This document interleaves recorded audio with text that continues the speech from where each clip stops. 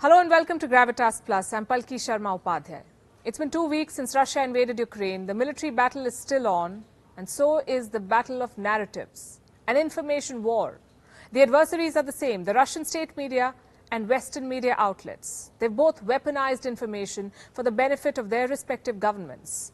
So one has to navigate things rather carefully to get an accurate account of what is unfolding.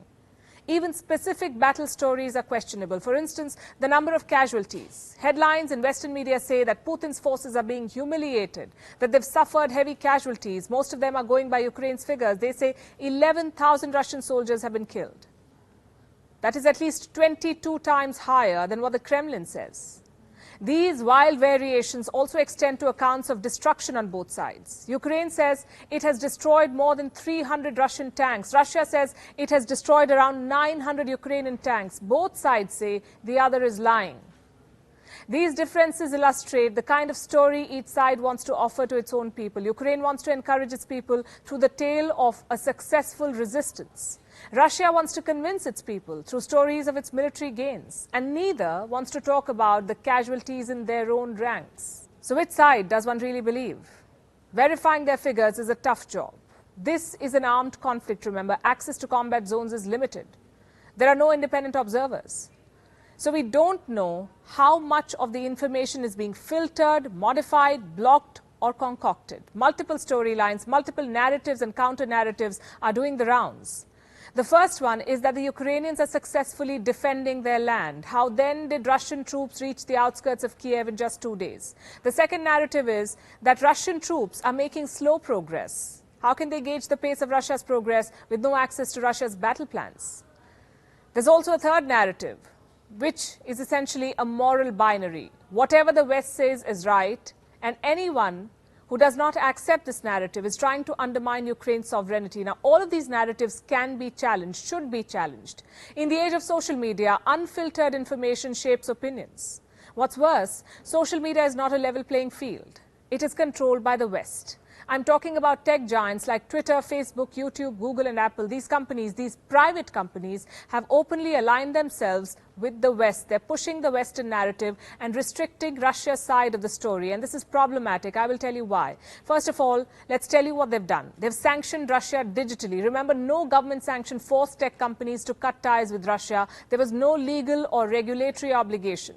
These companies just decided to take a side based on the perspective of their stakeholders. Google has barred Russian state media from monetizing content on its platforms. Apple has gone one step further. It has suspended all product sales in Russia, cut Russians off Apple Play and other services. It has also blocked RT and Sputnik from its app store everywhere outside Russia. Then we have Twitter. It is labeling all posts by the Russian state media, adding a warning of sorts on pro-Russian stories. Then we come to Meta, the parent company of Facebook. It has left its contemporaries way behind. I'll show you a report. It was released on Friday. It says Facebook and Instagram will allow posts calling for violence against Russians and their president, Vladimir Putin. Isn't that criminal? Won't this promote hate? Won't this incite hostility against all Russians? These tech giants are overstepping their purpose, deciding when it's okay to call for violence and when it's not. And this sets a wrong precedent. It also raises strategic questions for other countries. What if America were the aggressor in this conflict? What if the US had invaded another country, which they have in the past? Would these tech giants have done the same? Look at this map now. It shows all the countries that the United States has either invaded or been militarily involved in. Do you know how many there are? The US has invaded or fought in at least 84 of the 193 countries recognized by the United Nations. And none of this, none of what I've just told you, justifies Russia's actions. The invasion is wrong and criminal, no two ways about it. What I want to underline here is the hypocrisy of American institutions, the selective approach of big tech. In 2021, 3 American rights groups released a report. It said that instead of staying neutral, big tech made huge profits from America's war on terror, especially Facebook, Google, Microsoft, and Amazon. They were awarded $44.5 billion in contracts, $44.5 billion, from the Pentagon and the US Department of Homeland Security. What were these contracts about?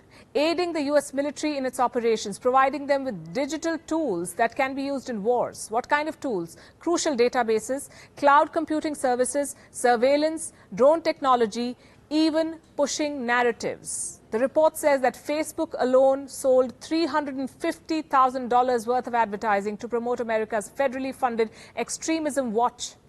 It covers stories on violent extremism trends in Islamic nations. Facebook helped this government-owned platform promote these stories. And this was just one contract. This report says that there were hundreds of other contracts and subcontracts that were awarded to American tech giants, yet to be made public. Just to be clear, we're talking about platforms that have a direct line to the hearts and minds of billions of people the world over. 2.7 billion people use Facebook daily. 206 million people use Twitter daily. YouTube has 122 million daily active users. Imagine the kind of reach and potential big tech has in manipulating global opinion about America's actions, in controlling conversations about a conflict America is involved in. Things get murkier when you look at who's running these platforms.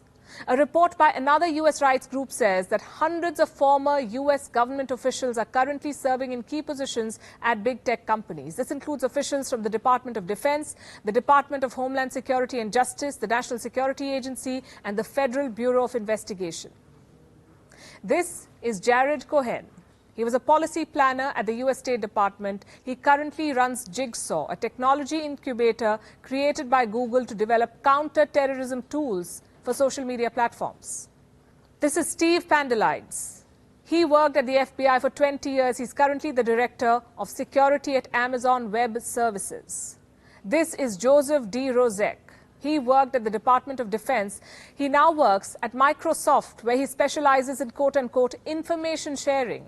And these are just a few names. There are many, many more. Reports say there's a revolving door of sorts between big tech and US government agencies, countless security officials and policymakers pigeonholing information to suit American interests.